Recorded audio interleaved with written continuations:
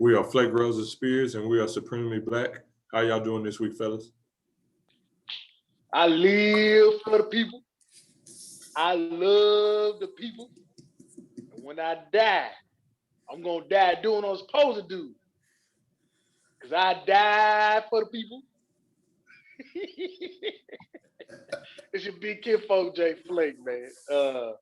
I'm just happy that this snow done thawed out. I'm able to do some moving around. Maybe do some movements now, get some groceries in the house.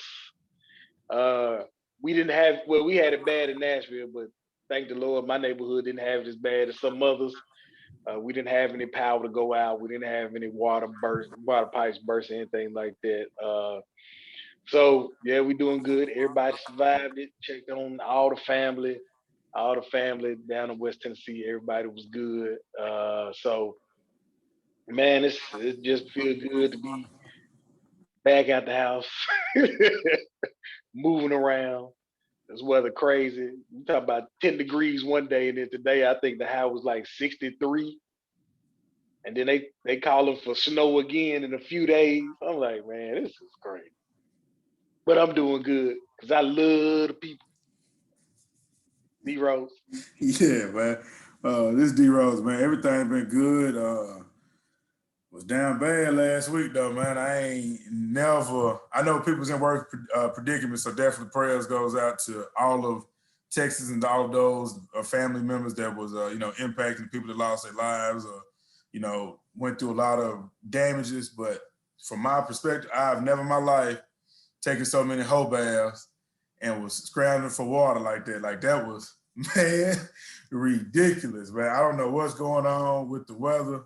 But we made it through it. But that really, for once, I was happy that I was living in the city, but was a country boy at heart and knew how to survive. Cause I talked to some people and I'm like, yeah, partner, they gonna be looking at you like, yeah, you can't survive through nothing. Like, yeah, you gotta go out and put them little designer shoes and them J's up, my boy. It's over with.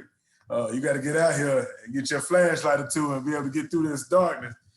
But nah, man, prayers goes out to the people that, lost their life, but everything good, man. I ain't no complaints. It's been a pretty dope week. Don't want to talk about them stock markets. It's been blood all in the streets when it comes to that, but we got a dope weekend coming up.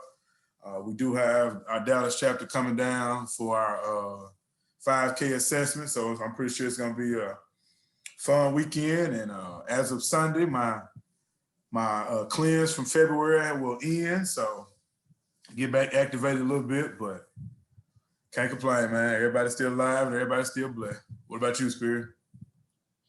The weather hit me too, but all is well. I'm not, all is well. That's all I can say. Got a heavy heart because of my picture, so that's just what I want to talk about. So we haven't forgot about you, King. And so I just want to say I ran my 2.23 miles today for you. And I had every excuse not to and every reason not to do it. And I didn't want to do it. But then on the flip side, I had every reason to do it because you can't do it yourself. And so I had every reason to do it. So I did it. So that's how my week went, basically. So my week's been good. No complaints. Was down bad for a minute, but like you said, those who know how to will, and those who don't won't survive. And so we survived and made it. So my heart does also go out to all the homeless and to the people who don't have shelter or whatnot, because right before the storm got bad, but it was freezing outside, me and one of my partners was out and we seen a homeless person laying on the ground bundled up under a cover. And it was probably like 30 degrees that night. And laying on the concrete, I know that concrete had to be like 15 degrees. And so my heart just went out to them. And that was before it even stormed and got bad. So I can only imagine what they went through and what they're going through. So that just motivates me more to do some things so I could get a shelter going and stuff like that. But yeah, so prayers out to everybody who isn't fortunate enough or is going through some hard times right now and doesn't have a place to stay warm, to bathe, shower, or shit. So prayers out to you, and you're not forgotten. That's real. Well, we got I don't even want to call it a banger, but we got a big one for y'all. So, hopefully, everybody who is supremely black in mind, spirit, and heart have seen these two movies. So, American Skin and Judas and the Black Messiah. And when I say those were some deep, thought-provoking movies, great movies, they were. And so I don't even know which one y'all want to touch on first, because I mean, as we talked offline, I know which one I liked more, but which one do y'all want to dive into first? I guess we can just start it off since I think you made a good point. Which one did you like more? And I then like American Skin more. you like the American Skin more? Yeah. Me too. What about you, Flake? Can I chicken out and say it's a tie? Okay. Can I chicken out and say it's a tie? Okay, so let's discuss what's the name first then. Judas and the Black Messiah, and leave American Skin for the last. Okay. Yeah. I put it like this. And the reason why I say it's a tie, because I got two mixed emotions on it. One, with Judas and the Black Messiah, I learned more about Fred Hampton than I knew about.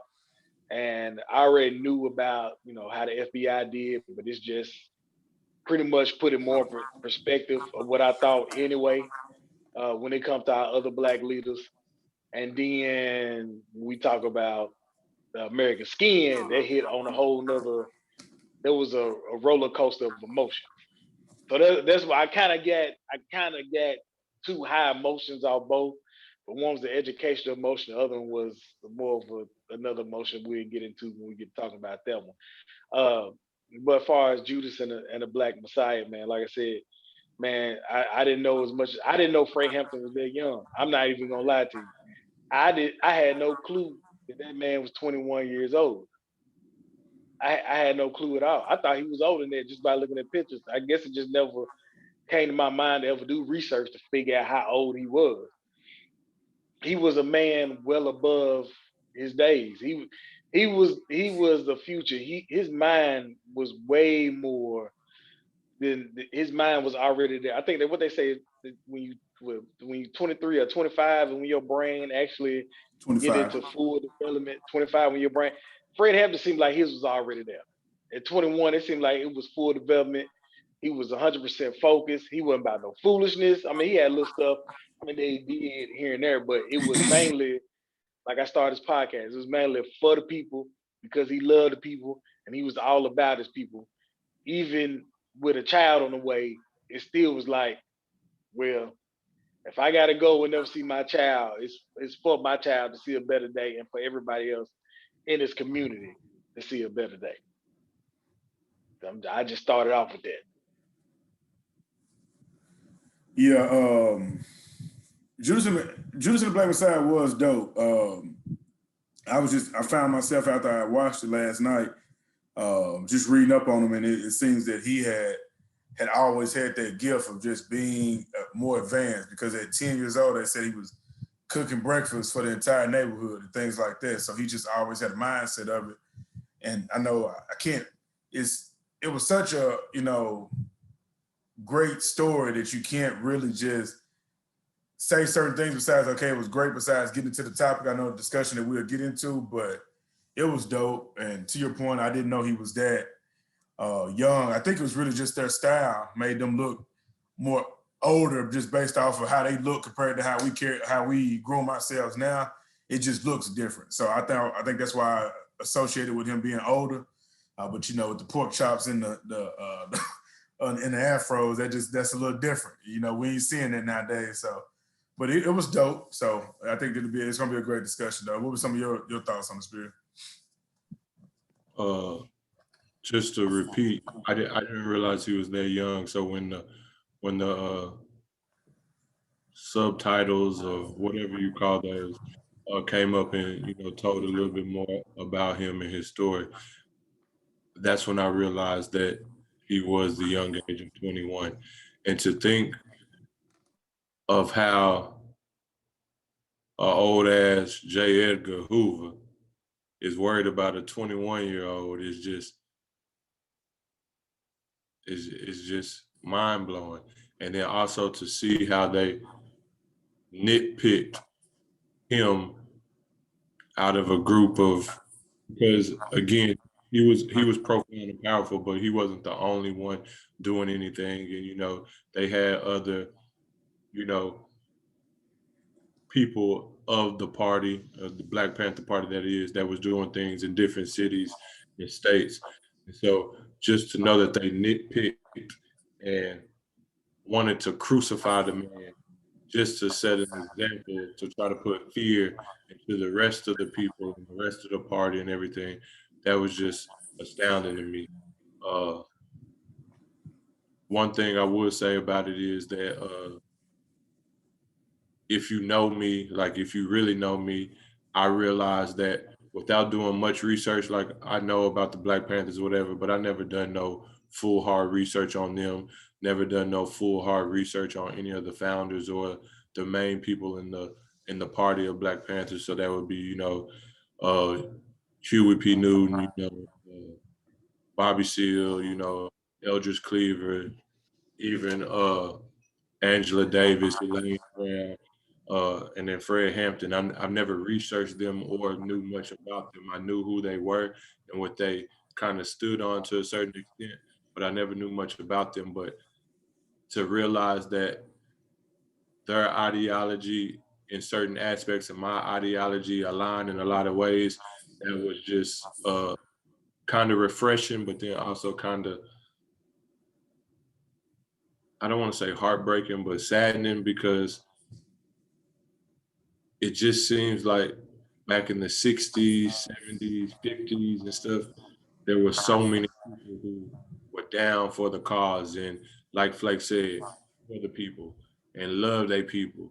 But now it just seems like everybody's just worried about themselves and going through the motion and just self-preservation versus preservation for our people. Because as the movie articulated in the beginning, when you have numbers and you have the people, that's when you can win a war. But without the people and without the numbers, you will always lose. And so if we could just get back to that, the things that we could do, I think are unthinkable and unimaginable. And so those are some of my things that I took away from just from the beginning.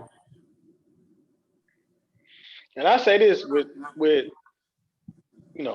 being the people as one. Some of them things neighborhoods can still do. We can still take some of the things that the Black Panthers were doing and still equate to this day. Breakfast program would be one of the most outstanding things that can happen right now, especially in this day and age of coronavirus and stuff like that. As kids is not getting their breakfast every day because they're not going to school. So their free breakfast program is something that could still, take place and strive and get a community together. Um, Also be, and the one thing I knew that they tried this, but I didn't know how successful it could be. But the free medical staff. Now you're not going in and getting complete surgery done. However, but for little small things that you bust your head and need 5 stitches, you can go down there and get stitched up or whatever. Or if you got a cold or something like that, they can give you some medicine. Whatever the case may be, not a full-fledged hospital, but something like a quick visit to, for smaller things to get done. I feel like that's something that can be done within the community as well. And we can take a lot from the Black Panthers and the things they have done. But, as we see the government has tried to ruin has made an attempt to ruin that, in which they slick did, and they succeeded at somewhat. And like you said, why is old ass J. Edgar Hoover worried about a 21-year-old in Chicago? But what I'm starting to see from the government and during this time is that, you know, it's about race mainly. Mainly it's about race, but then they really get in danger when you look at Malcolm X and he traveled to Mecca and found out it was so many different people of different colors that believed in peace and the power that he thought of. And when he came back and got to speaking on that, when Martin Luther King got to say, hey, you know what? Skip that. We finna pull in the poor. We finna pull in the white people. We pull in everybody that is poor, that's below the poverty line. We gonna get them all together, and we gonna start marching for equality for the poor people. Now, then you had Fred Hampton that had the Rainbow Coalition, and all of a sudden, and was getting everybody together as well. And it seems like to me, the government started thinking, we okay with you rah-rah and cheering for your black people, but when you get to getting all the people together, and when you get to forming an army, and it's different races of people, and we all standing on the same thing, it's like, oh no, we got to put an end to this. Like we can't have that because the people at a certain level of whiteness, they don't want to let that go. We comfortable. That's what it's all about. Me and my family, we are comfortable. We can't have you bringing all this rah rah and making changes where me and my family is no longer comfortable or at the top of the food chain. Yep. And we all know J. Edgar Hoover. I mean, he was even more than that. He was just all around just an evil person. That's why they never found his body to this day. Ain't no tell what the hell happened to him.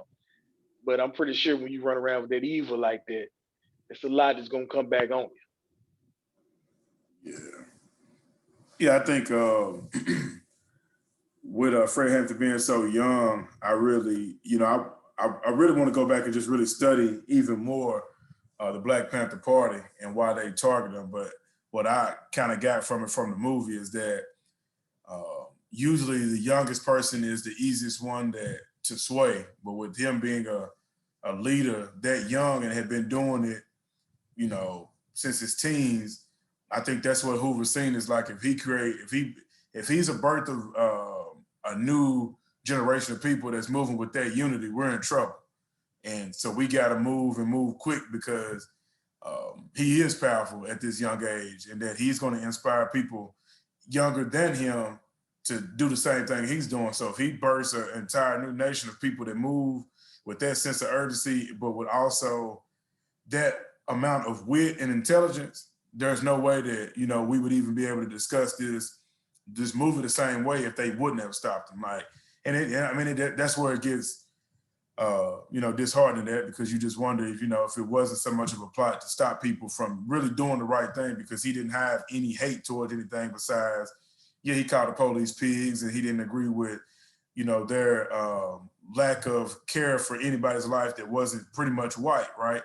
And so with him being able to bond people, and I think, one of the things they said that he could sell salt to a snail, he could connect with anybody. That was dangerous for Hoover. Hoover knew how to preach hate, and he was just hateful. And so that's who he could connect with. So to see that a young Black man could connect more people than him was his biggest threat. And so that's why his whole entire thing was he didn't care what happened. He didn't even want him in prison. He wanted him dead, because that's how you stop it. And he mentioned they got other people movie deals, number one selling author. I don't even want him to get a chance to do any of that. Yeah, so yeah, it was dope though. And J. Edgar Hoover moved by fear on a lot of people too. It was a lot of people that didn't want to do what he was making them do, but he would throw that fear on them also. Like it was more of a, you don't do what I tell you to do, I'm gonna ruin your entire life. He was a master manipulator. Yeah, and he's also an inferior white man. That's why he uses manipulation, because he feared the people that were smarter than him, that could connect with more people than him, and didn't have to lead with hate. He led with manipulation, hate, and and pretty much he pandered with the people that feared somebody of an opposite race, and he knew his ignorant crowd that he could get to, and he used it to his advantage. Well, it said that he was mulatto. Oh, really? Yeah, so it said that he was a black man. Hoover? Yeah. Not buying it. Nah. And then if you go back and like, cause one, I heard it before, and then after watching the movie, I researched it again, and I seen some things, and there's like a genealogist who said that his genealogy goes back to African ancestry, and then also from where he came from. I want to say it was Mississippi or Louisiana, one of the two, but I think Mississippi. Like, there's some straight blacks who say, yeah, the Hoover family, like, he's part of our family, that's our cousin, da da da da. Like, and somebody wrote some books about it and all this other stuff, trying to expose Hoover for who he was, but it's their relative, or it's his relative writing it, but exposing him and everything. But yeah, he's supposed to be a black folk. So all skin folk ain't your kin folk. Which is funny because Flake, you said that they can't find his body. I know he out of here. Like he just like disappeared off the face of the earth. Like they ain't never found where Buddy is. See now to your point, I'm not discrediting because of course I'm gonna do my own research, but that's just kind of shocking that comes out and that's spread it, but they don't even know where he at. Like, so he out of here. No DNA trace or nothing. It's like now it's just a big story. Like to find him is like finding Bigfoot or the Loch Ness Monster or something. Like I ain't buying it. I'm sorry. Yeah, it's one of them situations like Hitler. Like, you know what I'm saying? Like just one day come up, disappear, and nobody never found the body. You know, out of here. Yeah. Right. Yeah, but so, my question is, do y'all have any understanding, sympathy, or empathy for the snitch? Very about 5%. About 5%, and I'm gonna tell you why. Because we looking at a man who was out here broke also. We looking at a man who was out here stealing cars to make money. And they pinned him against the wall. And basically what they did was he got manipulated also. And basically he knew nothing about the Black Panther Party. He was just one of those people that was lost. They asked him, were you mad when Martin Luther King died? He said, yeah, I guess. What about Malcolm X? He was like, well, I never really thought about it. So then when they got to ask about the Black Panthers, he like, bro, I'm just out here, I'm just a jack boy who steal cars. Like, I don't get in all that. I'm out here just trying to get money. So he got manipulated as well because they told him the Black Panthers is like the KKK. And you can tell that's what he believed at first. And then when he got into it, he got in too deep. And it was like, man, these people ain't nothing like what you talking about.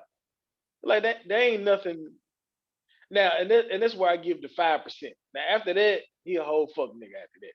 Now, after that, like once you realize that these people are not who they making them out to be, at that point in time, you got to go ahead and do what's right for your people and take your stripes. You know, if you got to go to jail and sit down for 5 years, you got to sit down for 5 years. Because at some point in time, he was really believing in the movement himself.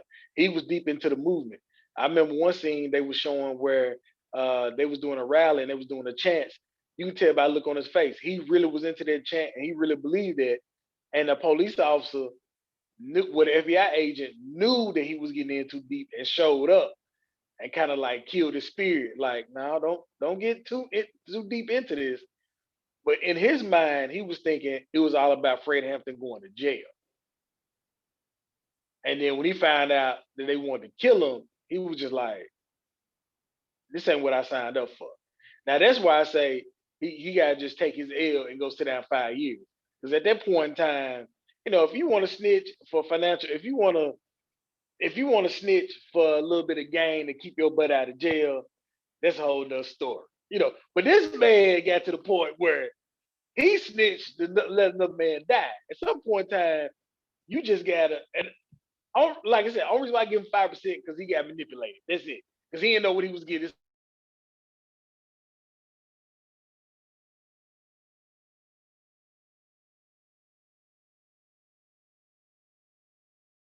Because I know Rose got a hot take, something to get off his chest. So I'm just gonna add. I will say there was times where I could understand how he got jammed up, and the reason why I say that is because I got my degree in criminal justice, and even to this day, they still jam us up the same way. So what the system try to do is hypothetically throw you 10 years for a 2-year probation charge that's supposed to be 2 years probation, but they try to throw you 10 years prison time. And then they see if you're gonna bite. And then they come back with, okay, we ain't gonna throw you 10, we'll give you half of that, 5 years. Most people look at the 10 and the 5 and they sign. Or they be like, if you tell me a little bit of information, boom, most people end up snitching. When the man is in your way and he hitting you and you serving time, and again, like you said, Flake, he knew nothing about the Black Panther, so he didn't know what he was signing up for. Then the other part where I say I get him is because when that other snitch came and he didn't know he was a snitch, but when they talked about how they found a snitch and then they burnt him alive and did all of this stuff and sent him down the river and all this other stuff, that really shook him. Because like you said, Flake, you could see that he was starting to waver and he was trying to get out from under the FBI. But when that happened and he not knowing that that man was a snitch, that put the fear of Jesus in him. And so I could see why he was scared, but I can't see why he would still do the shit that he did. So I can't give him no pass on his actions, but I can understand him being afraid of the white man, because he said it himself in the very beginning when he said the badge is worse than a gun. When the FBI agent asked him, you know, why you ain't stick him up with a gun or anything or whatever, he said, because Black people fear the badge over a gun. That's worse than a gun. So that rang true more so to him than anybody else. So that's why I can understand him being scared, but I can never agree with his actions. Go ahead. That's why I say I just give him that 5%. Outside of that, ain't nothing I can do for him.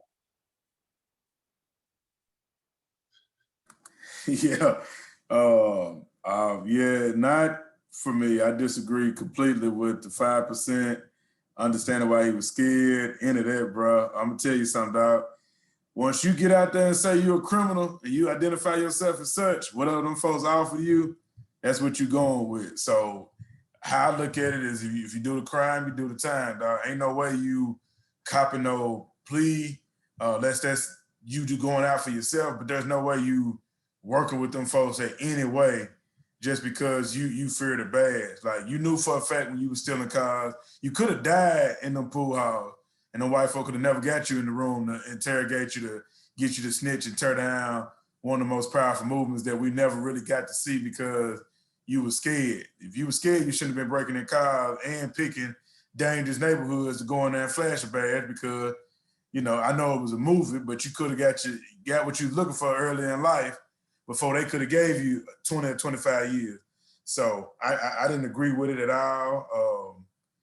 And my thing is that regardless of his lack of knowledge or his fear, at the end of the day, that was your decision to go and work for them people. Because once they put on the table of what you had to do, it should have been off limits when you find out what it was, right? Now, if they said, and this may sound, but if they said you need to go tap in with the Klan or some white movement or whatever, you go for it. But you can't tell me, and then I watched this interview, is that I can't say I wasn't one of the people that was a part of the movement. You weren't. You weren't, sir. Like I can't agree with you on that. And then he said it, and then like to go ahead and wrap it up is when that interview had dropped, the one he had did, and you know, God rest his soul, but he showed you exactly how much he knew for a fact that he messed up because he committed suicide the same day that that interview dropped. He knew for a fact there's no way that he could have matched anything that he could have said that people would agree with, bro. Like you really stopped or helped them take down probably would have been one of the most powerful movements because that was the youngest person that we're aware of that was moving with such force and that they were scared of. And you helped them do it. So now. And let me change that. He actually a rat. No, he's a rat. Yeah, that's Right. what he was. He was really a rat instead of a snitch. Yeah. But like I said, back then, I can see how he felt for it though. We got more information on what the police do now. But they kind of slid him some money and said, hey, I just need you to go in and just tell us something. He kind of slid, when he came back, told him that, slid him some more money, good job. Well, tell us this. And then it went to, how can we put him in jail? How can we get him killed? That man was in too deep. And like you said, he should never jumped in it from the jump. He should never been in that position in the first place. He should just say, yeah, I rob cars, this is what I do. Y'all got me, lock me up. Yeah, that's what he, in hindsight, that's what he should have did. For anybody out there, if you do the crime, basically you get caught up, like Jesus said, if you get jammed up, don't mention my name.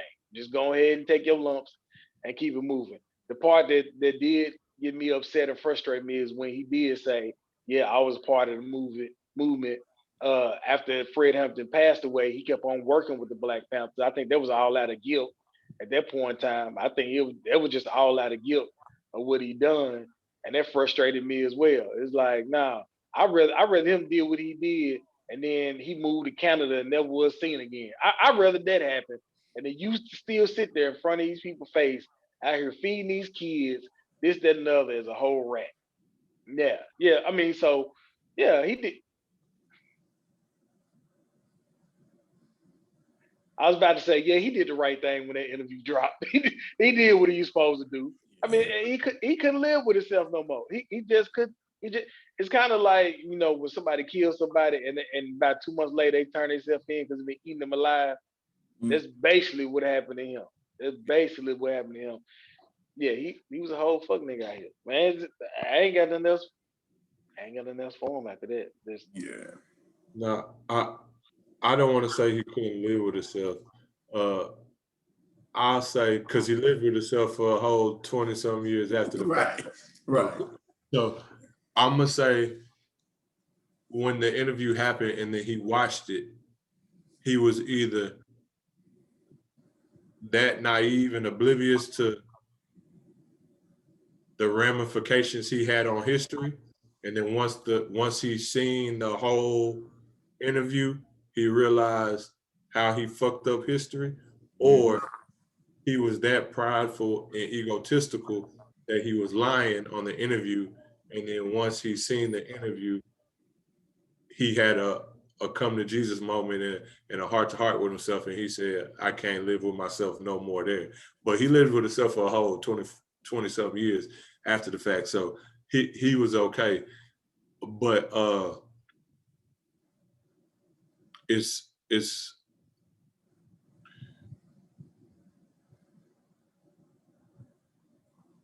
the bigger picture. The bigger picture is, and I get it, you do the crime, you do the time, but the bigger picture and what they know is a lot of us ain't built that way. A lot of us is soft as Charmin. And so they then and they still now continue to get us to fall for that trap. So the bigger picture is don't do the crime at all. That's the bigger picture. But secondly, it's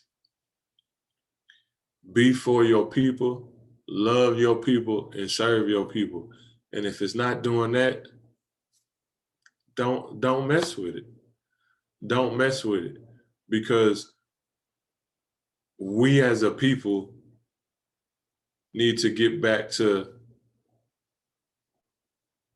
the Black Panther example and the Fred Hampton example and Malcolm X example and Marcus Garvey example and so on and so forth example. Martin, all of, like there's so many people that we could use out there and throw out there as examples of where we were and where we're not now, but we need to get back to it because when you look at a 21-year-old young man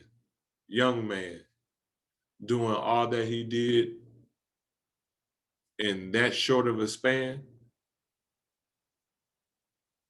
how can we not be further now than where we are?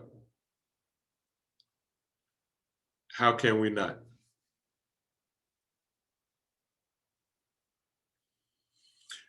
And if y'all don't got nothing else to say about that, we could jump into American Skin because, well, no. I got one more thing to ask y'all. What was the lasting impression of Judas and the Black Messiah on y'all? And then we could go into American Skin. My last thought was that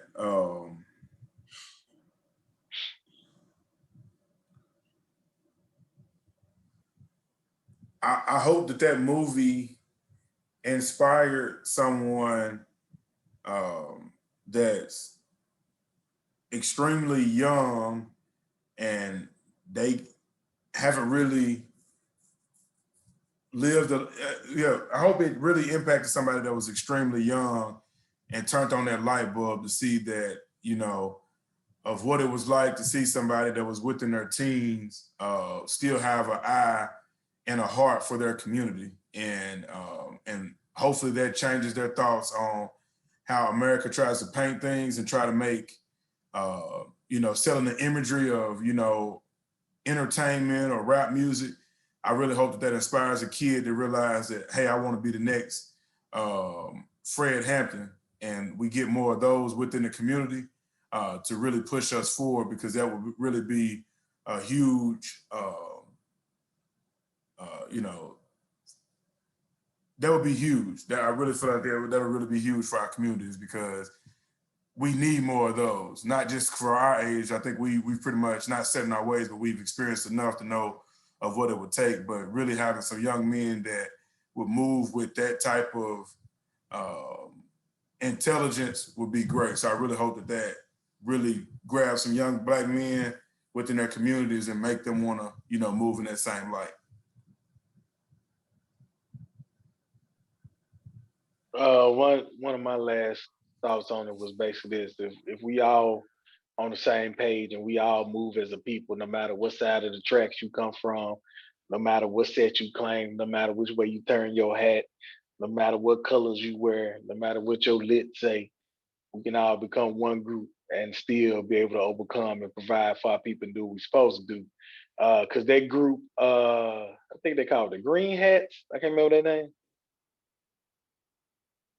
But anyway, the Green Hats or whatever it was called in the movie, that was basically symbolizing that during that time it was other, without saying the name of the gangs, but basically saying that it was other. Well, Black Panthers were technically a gang, but you did have gangs in the city that was working together with the Black Panthers, and those gangs were also doing things in their community to help their communities overcome. So what these people think about these days about, repping your set and shooting the ops and smoking the whoever pack, this, that, and the other, they'd had issues back then, but the number one reason why some of these gangs started, when you get to looking into the Black disciples and stuff like that, is basically community purposes, protecting each other from the police, watching over our community, making sure the kids was eating, making sure that people had money in their pocket to be able to provide for their community.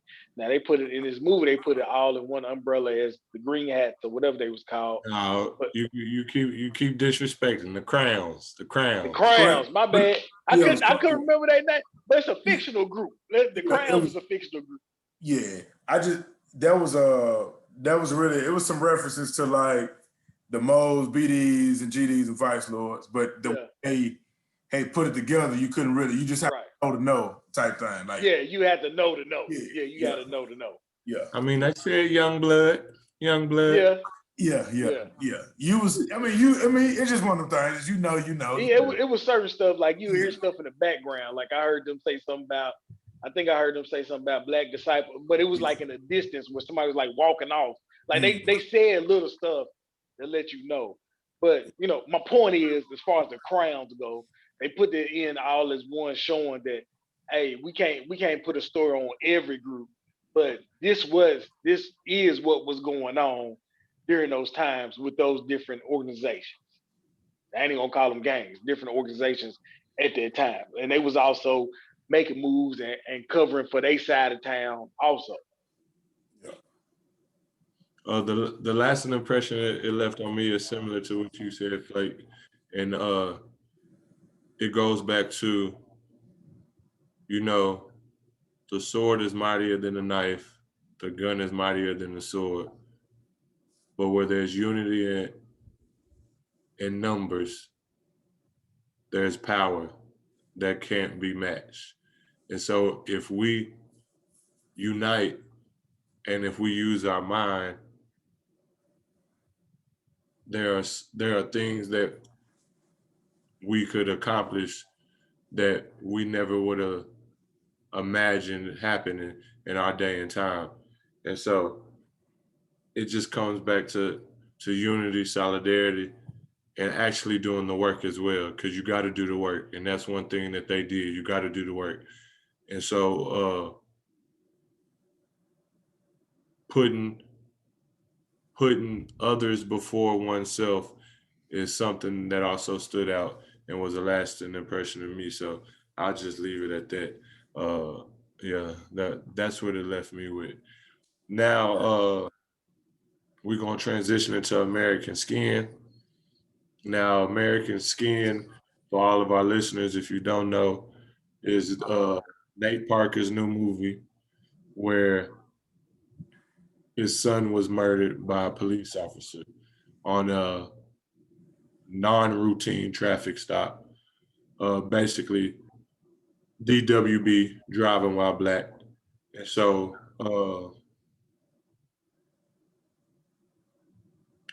I'm just gonna give an overview because I don't know who's seen it and who hasn't seen it that is listening. So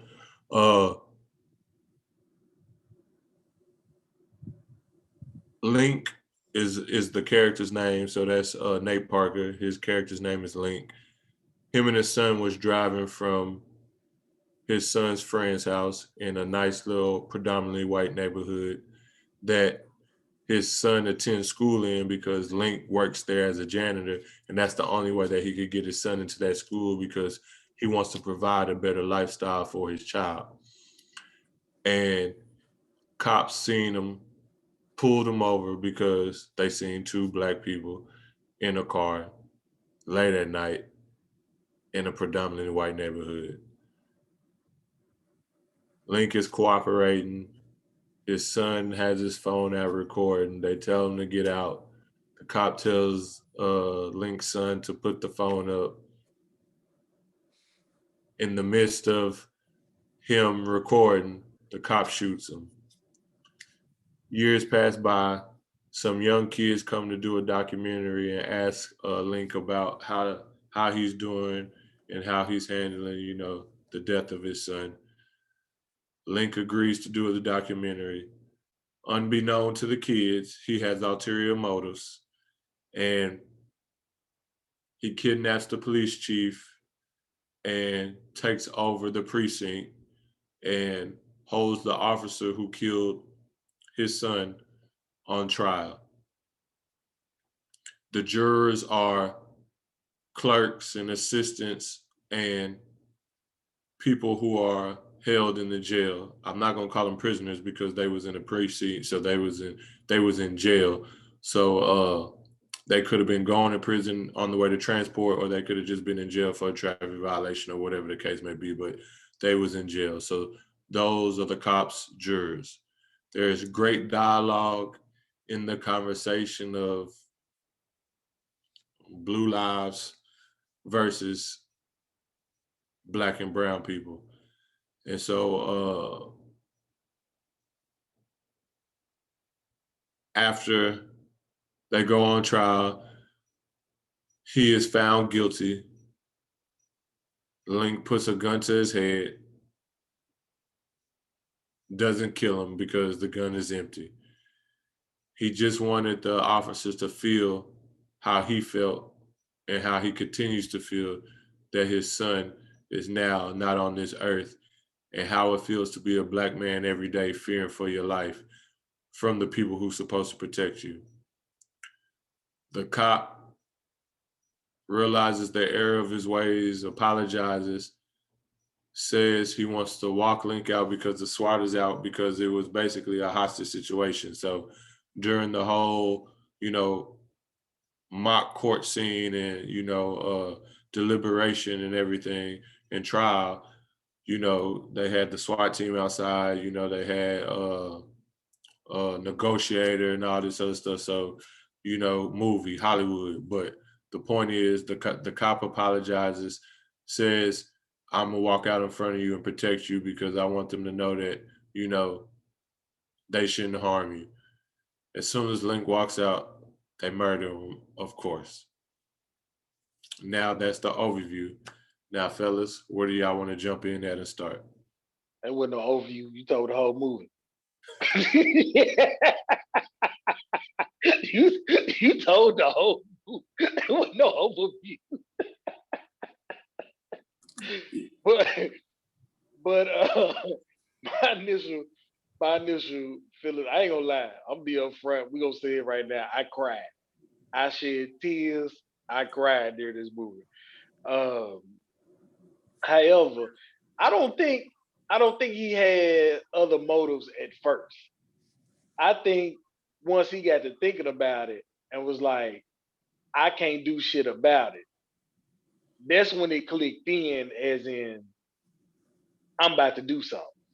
Because everybody get to asking you about it, you get to sitting on it and festering on it, and you thinking, you like, and this keep happening, and I can't do not a damn thing about it. I think at that point in time is when he got to thinking that, oh yeah, I'm about to make some things happen. They about to see whatever it is, I got to lay my life on the line. If so be, if that's what happened to me, that's what's gonna happen. Now, I believe every police officer should watch this movie. I think every citizen should watch it. I think everybody should watch the movie. I don't think it should be a group out there that shouldn't watch this movie because it pulls everything into perspective. So any questions that you got or any thoughts about, police brutality and what possibly could be in the mind of a police officer and what's in the mind of a civilian, I think it plays to all of that. I think in this movie, when you watch it, you can put yourself in both shoes and not agree, but have some thought of what it feel like to be on both ends of the situation. That's my quick little first thought off of it. Yeah, I think it was pretty dope perspective. I like the way that even though it was clear what Nate's intent was with the movie, I think he did a very great job of keeping everyone interested, no matter how they may have felt about the particular movie, because watching movies like that is always going to have its naysayers, and some people just think, it's just the very unfiltered truth of America that we live in. So I think he did a great job with keeping every individual party interested enough to catch the message. So I'll leave it at that. What's your thoughts, Spirit? My thoughts is, and I talked about this a minute or on another episode, it reminds me a lot of American Son. And I don't know if y'all ever watched that one that I mentioned before, because I remember y'all said that y'all would, but that's the one with Kerry Washington and everything. And it's kind of similar to a certain extent, but a little bit different. But what was more important to me than the mindless killing of another Black person, because it happens to man and woman alike, was the articulation and the intellect of the prisoners and the dialogue that they had with the officers to allow them to realize that how you see me because of my skin color doesn't mean a damn thing. And a lot of the reasons why I'm in the position I am in is because I'm subjected to a part of the country, world, whatever you want to say, that y'all try to keep me in and y'all won't let me work my way out of. And so until we do something as a people, we're gonna continue to get murdered by the cops. And that's just how I feel. I could be wrong, but that's just how I feel. So I believe that we need to have dialogue like they had in the movie, or more so, we need to take stands like Link did in the movie as well. And I know that's not going to be popular by any means, but as Nate Parker said in a couple of his interviews that he had talking about the movie, and I know I'm going to say the quote wrong, but he says something about subjugation leads to, do y'all remember? Because I know y'all watched the interview, but what was the exact phrase he used, the terminology? I don't remember that. When he kept saying subjugation, did he say leads to the revolution, or he said something in terms of being subjected to something over time, somebody's gonna come back and fight back and retaliate or do some things. And Yeah, so and they ain't the exact words, but yeah, that's basically what he was saying though. yeah. And so I believe at a point in time our our blood is gonna get tired of being spilt on the sheets and painting the country, and some things will happen. But I do think if we continue to talk and have dialogue and allow people to hash things out, whether if it's disagree, even if you disagree, but have important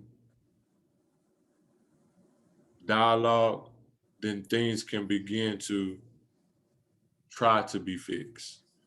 But if we're too afraid, or if we keep getting mistreated, mishandled, disenfranchised, beat up, killed, murdered, or whatever, and there's no real conversations happening, then ain't shit gonna change. Yeah. Yep. Go ahead, D-Ro. Yeah. I guess my question for you all is, what about the movie stood out to you the most? What caught your attention the most? I just told mine. So You just told you. yeah, the dialogue and allowing the prisoners to speak and to articulate how they feel and the shit that they go through on a regular, and to, even because the Mexican cop or Latino cop, he was ignorant, so he wasn't trying to hear it. He was closed minded. He wasn't hearing nothing being said. But still, for them to speak their piece and not be quiet, bite their tongue, and let it be known. And then for that conversation to happen, and then for that female cop to speak and everything and all that other stuff, it just showed that, you know, there's a smidgen of hope. And so that's what stood out to me the most. What about you, Flake? Whole movie stood out to me, but one part that I do want to talk about is that police in this movie, I think if you watch it with the intention to have a full understanding, and police officers understand also that civilians just want to get home too. Like, I understand that you never know how your stop is going to be at the end of the day. You don't know, this might be your last stop, that somebody try to attack you or whatnot. But if you take that moment of clarity to think for a moment, that's all the other people want to do. All they want to do is go home. That's all they want. They want to go home. Everybody just wants to go home. And then the part that, you know, people are recording or people are fidgety or people are scared is because we don't know what you're thinking about. So you so scared of civilians that, yeah, we might get fidgety. Yes, we do want to record. Yes, we do want to record interactions. And yes, we might not always just do everything you say because we don't know when danger's gonna be in play. Cause we scared of y'all scared of us. And just like that one prisoner said, I'm in here because this other police officer planted something on me. You know, and we know that happens also. We also know that drugs and stuff get planted on civilians and you in jail for no reason at all for something that you didn't even do. Um, so that kind of stood out to me as well because when Link was talking to him and he said, man, I just wanted to go home to my family. And when Link told him, well, man, that's all we want to do too, it seemed like a moment of clarity hit him like, well damn, I ain't never really just think about it like that. I was selfish into thinking of myself. So police officers need to watch this movie and think to themselves that you are in a job where you can't be selfish. Your job is to serve and protect the people. You're supposed to live for the people. You're supposed to love the people. You're supposed to be willing to die for the people. Because that's what you signed up for. That's what you signed up for at the end of the day. It got to be a job that you love. It got to be something that's in your heart. Being a police officer can't be a job where I ain't got nothing else to do, and I ain't going to work in no factory, so I'm going to sign up to be a police officer. If you go about it in that way, just don't be a police officer. We just rather be short police officers than you go thinking about that way, because that's how people end up getting killed uh, senselessly, and people that just not trying to harm the police, and you think they are, and they end up dying. The boy was running away, and we seen this in real life plenty of times. They are going the opposite direction of police and still end up getting shot. We've seen people running away. We've seen people going the opposite direction, not walking toward the police and get killed. The job of police officers is supposed to diffuse the situation, and that's what they brought that up as well. But one part that stood up when they brought that up is I was just doing what I was trained to do. Now that let me know there need to be a whole nother police reform. I mean, I've been knowing that.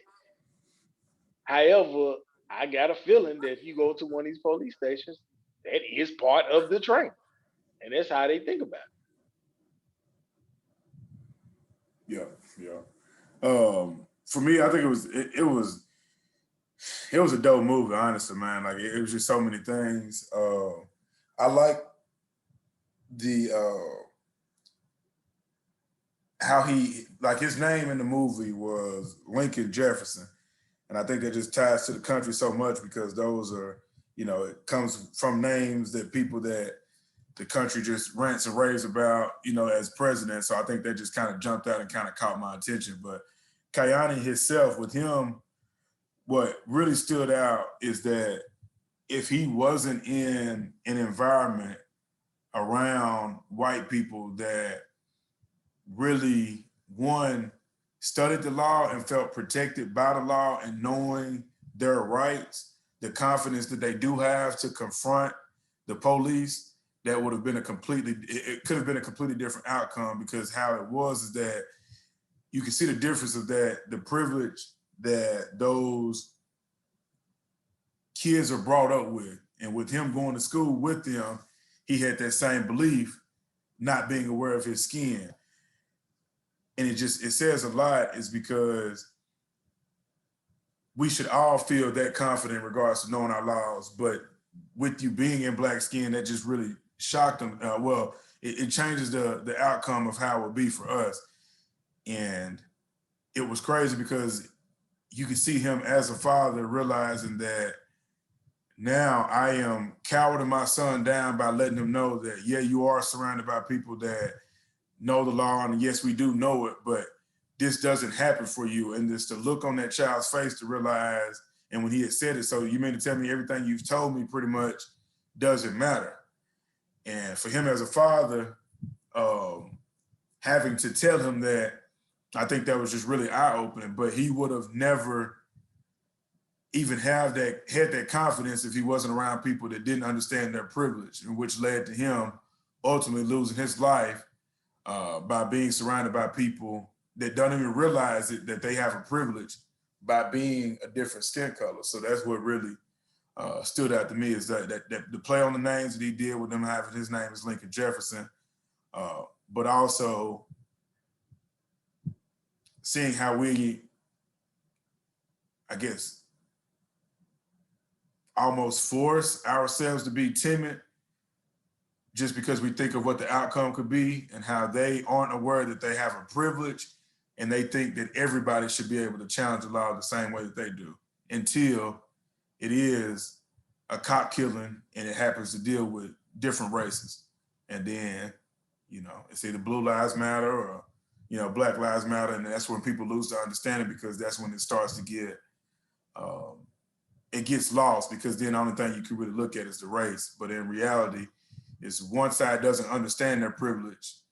Meanwhile, the other side is punished for not having that privilege, which could be to the cost of our life, or, paralyzed, or what have you, or just forever living with the trauma. So I just think that was what stood out to me the most.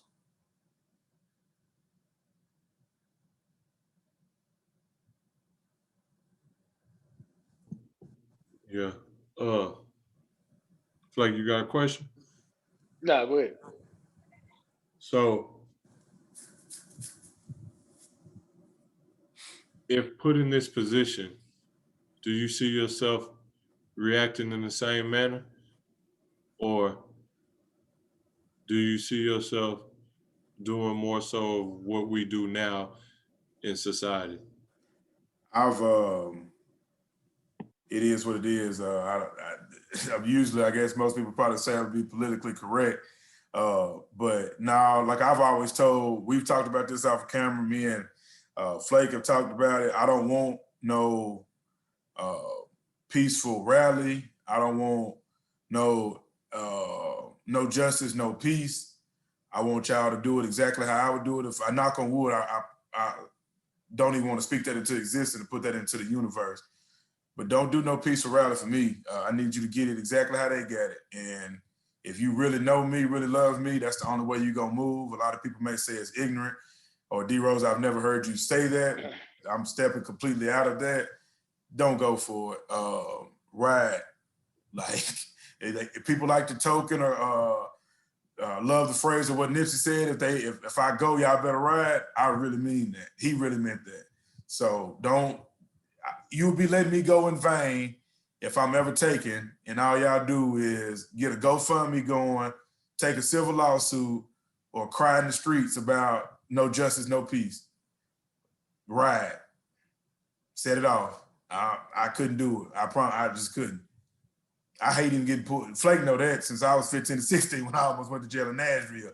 I hate dealing with them. Not that they're all that way, but I just feel like at the end of the day, we're all human. And then if you feel that at any point you're gonna handle me with disrespect, I'm not saying as kids that may listen to this, don't put yourself in danger, but do call them adult.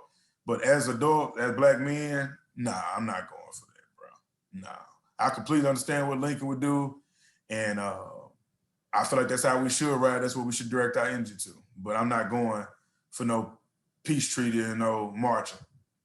It is what it is, honestly.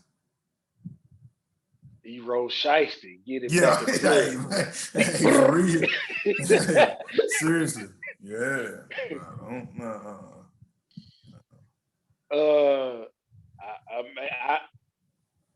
I can't say. I don't want to say on record what I would do, but I say this. Leaking Jefferson uh, is a situation that could really happen. If anybody think it can't happen, it's a situation that could really happen for real. And it could be a situation in real life and not a movie. It's probably not gonna end the way it ended with him on his knees and no bullet in there and letting him walk out. It's probably not gonna happen like that. That officer's probably gonna end up dying at the end of the day, to be honest. So I mean, this movie, I don't think it's anything that's far fetched. We seen it um, up in Minnesota. Them people went to that man's house, and it was protected by the police. And if it wasn't protected by the police, we probably would have had this happen before this movie came out. To be honest with you, it would have happened then. But the simple fact they sent a whole SWAT team over there, it didn't happen. So um, yeah, I mean, I'm not gonna say what I don't know. All I can say is I don't know what I would do. All I know, all I can tell you this is when I got thinking about my oldest daughter, and this happened to her because she drives and go back and forth wherever she goes to, and get pulled over because they don't think the car that she drives should be in a certain neighborhood, this, that, and the other. And I shed tears probably for about it probably was about a cool 5 minutes. Uh, so yeah, just going through that, I went through a lot of emotions of being angry and in pain and sad and wondering what do we do to even we ain't did nothing to nobody except be here and try to what America always tells us to do is pull ourselves up by our bootstraps, and it seems like every time we do, they try to find some way to bring us back down, uh, to let us know. So yeah, I can't say I can't even answer that question all the way. All I can tell you that Legan Jefferson is a true story, and if this continue, it probably gonna be more than one. Well, I just listened to, he said subjugation leads to a revolution. So, with that being said, if anything happened to mine or anybody I fool with, Don't it's up. incriminate yourself. It's up. Nah, it's not incrimination. Hey, Hey, they go back to this podcast like they do rap lyrics. hey, Hey, hey, It's but up. check this though. All I said was ride. That could be a bike, motorcycle, yeah, yeah, yeah, yeah. It, it's up. allegedly. And, Up till it's stuck. and all I'm gonna say is, I did not steal this lyric. It's up and it's stuck. I came up with this myself, so I'm not stealing no lyrics. Like Cardi B said, I ain't stealing no lyrics, but it's up and it's stuck. So that's where I'm gonna leave it at. But not for real. But if something happens to mine, there's no ends that I won't go to validate and to repay the pain that I will be in. There's no end. So I'll just leave it at that. Yeah. I will say that this ideology, if it was on a broader scale, I do think there would be less of us dying. And if we actually protected our own, like Fred Hampton said, I think there wouldn't be crazy uh, repercussions to our actions of justice, because that's all it is for us, is justice for us. And it's something that we honestly haven't seen in decades. And so, do I wish harm upon anybody? Nah. But will I ride for mine? You damn right. And that's on Mary Had a Little Lamb. So I'm gonna leave it like that. But to put the cherry on top of that question, it's basically like this: as a parent, as a human being, as a father, what do you expect a person to do? What I, that's my only thing. Like, what do you expect a person to do? Like, they expect you, oh, we gonna take it to court. Oh, okay, they innocent or whatever, and we supposed to go on about our little day. Why they go home to their family and go lay in the bed with their wife and take their son to school and help them with homework, this, that, and the other. And your child or your mother or your father or your brother, your cousin has been taken, been taken from this earth for not even doing anything wrong. Like, what do you expect? What do you expect people to do? Time out. And you forgot, still get paid. And still get paid. Like, nothing changed from you got a 2-week vacation and then you back at work. What do you expect human beings to do?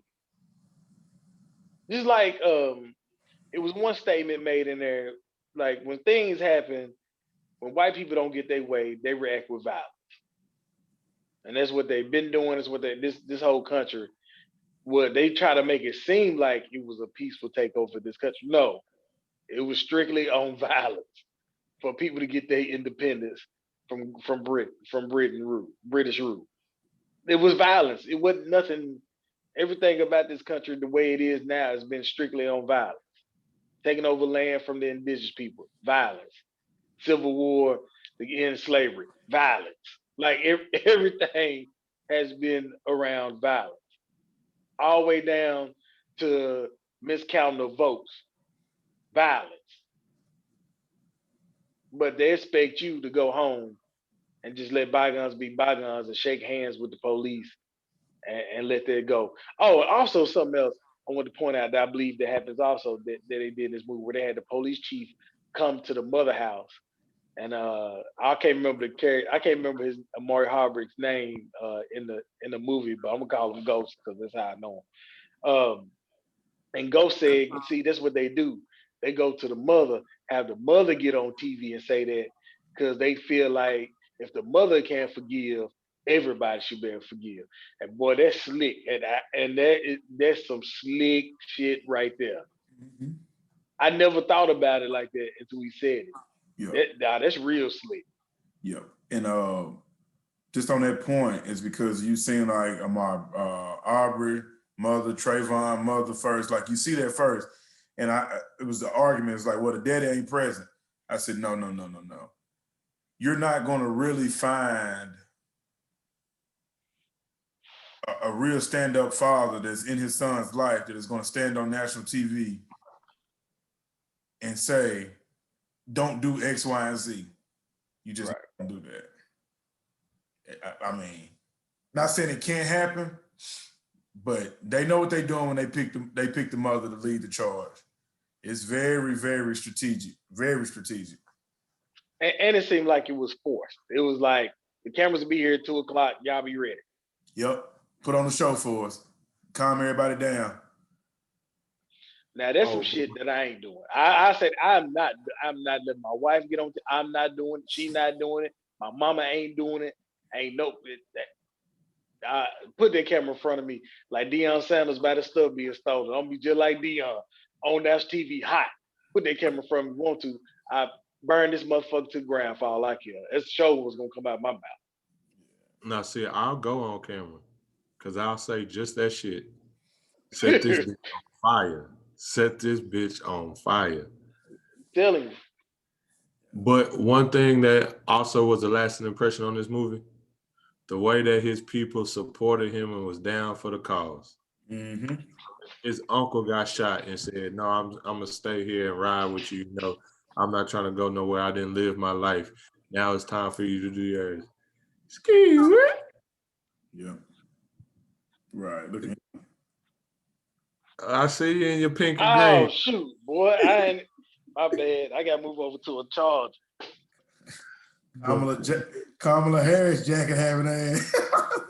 Nah, it's a jacket I got made for somebody, man. Yeah. That nigga got the pearls under his hoodie. Right.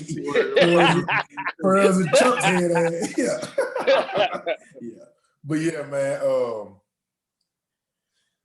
My lasting impression on that is honestly, everybody go out and watch it. Open up your mind, no matter the race, no matter if you're a police officer, it doesn't matter. Really, watch that movie. Have an open discussion about it. Be honest. Take your feelings out of it, no matter what side you may be on, and just really look at it like a study. Because I think the more conversations, and it's really to Nate Parker's point, the more conversations that this could be in more households or wherever you're at, I think it helps. It doesn't help how many things have occurred. We'll probably never get to that comfortability, but it's just good to see somebody else's perspective from the people that are impacting and the people that are impacted. Yeah, it's definitely helped to move the conversation forward. Most definitely. And just start being about that life. And you could say it was brought to you by and sponsored by your supremely Black people.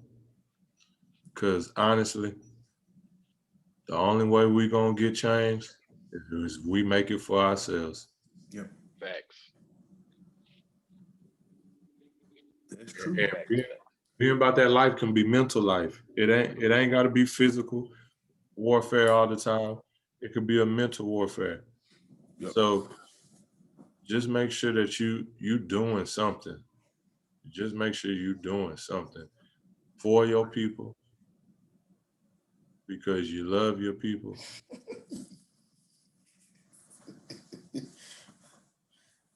But Flake, go ahead and hit us with the Black businessman and the supremely Black person of the week. I sure will. And I gotta laugh. After I watched that movie, I was saying that all day long. I live for the people. Just walk around the house screaming that randomly. But we're gonna combine our Supreme Black Person of the Week and our Black businessman all into one. And it's gonna go to Nashville's very own Donald R. Harden Jr. He was one of the construction sites and construction management that built the National Museum of African American Music that is here in Nashville, Tennessee. That opened earlier this month. So if you are in the Nashville area, if you visit the Nashville area, make sure you do check out the museum. It is fully open now. I hadn't made my way down there, but I do plan on going down there. From what I've got and received and heard, it's all been dope reviews. So I will be going down there to check that out as soon as I can. Mr. Harden Jr. Was born and raised in Nashville. He went to Tennessee State University, go Big Blue. Which accredited agriculture engineering program. He was recruited by several firms after that. And then eventually he had, Don has had the privilege of working on projects and sites in the states of New York, Pennsylvania, Georgia, New Mexico, Alabama, South Carolina, Illinois, Kentucky, Mississippi, prior to returning back to Tennessee. He has 29 years of experience with his project management professional group. Let me hold on, because I forgot the name of his business. Yeah.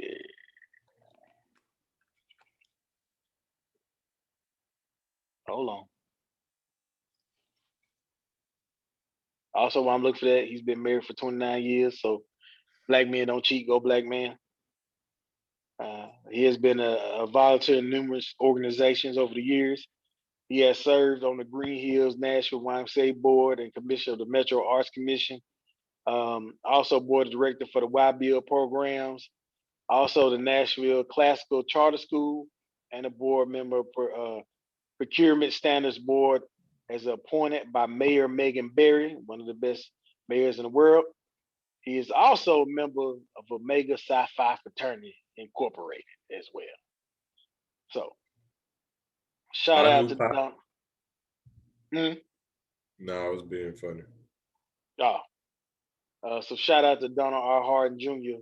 as a project manager and a founder of the name of his business is the Don Harding Group. And he does construction on large buildings and so he's been in business for a very long time. So if you got that money to hire a man to his capability, you need some condos built or whatever you need done, new museum, whatever needs to be done, this man can take care of those business needs for you. So he is our Supremely Black Person of the Week and our Black Business Minute, as he has his own Black-owned construction business here in Nashville, Tennessee, and Good went to shit, a good shit. HBCU. Big Blue. Don't get no blacker than that. At all. To a black queen. Now that don't get no blacker than that. Man. So, anybody got anything to say before we let this thing roll? We rolled over today. I didn't keep a timer because I feel like this is one of them episodes we don't put a time on it. It's a very important episode. Talk about two very important movies and situations that need to be discussed throughout the community and everywhere else. Yeah. I do need to say this. Y'all need to watch American Son now. Cause honestly, American Son might be better than both of them movies.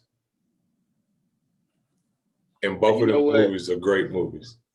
Man, who you say in this movie? Kerry Washington. Yeah, I might have passed it when I say her name. I'm just gonna be honest with you. I might have seen her. It was like, is it on Netflix? Yeah. All right, I'm gonna watch it. It's gonna have to be a weekend watch. I can't watch it during the week. I can't do it like I watch something during the week and then get up and go to work the next day, dog. I feel you. I'm just saying, like that movie, because that movie straight dialogue, and the dialogue in it is just it's deep. That one will have your mind cranking, and not necessarily in a bad way, but just thinking like just how life is. Yeah, I'm gonna check it out for sure. But I'm gonna check that out for sure. I'm gonna leave the people with you do the voice better, so say it, but say it for me. What? I live for the people. I love the people. And when I die, I'm gonna be dying doing what I love to do because I'm gonna die for the people. That's how I feel. That boy Fred Hampton, boy, it's something serious. Yeah. Oh, also, D-Rose, what you say? What you gotta say? That soundtrack of the movie fire too. For anybody who ain't heard it. Yes, that soundtrack pressure. What's funny is you took the exact words out of my mouth. I was just about to say, definitely check out that mixtape, Be Supremely Black. That's all I got. Yeah, that soundtrack pressure. Don't have to skip a song. Sure don't. Well, with that being said, for all my queens out there, put your crown on, tip that thing to the side, let them know you are a queen. For all my kings out there, put your crown on, tip that thing to the side, let them know you are a king. We are not 3/5 of anything. One thing for sure, we are supremely black, and we out.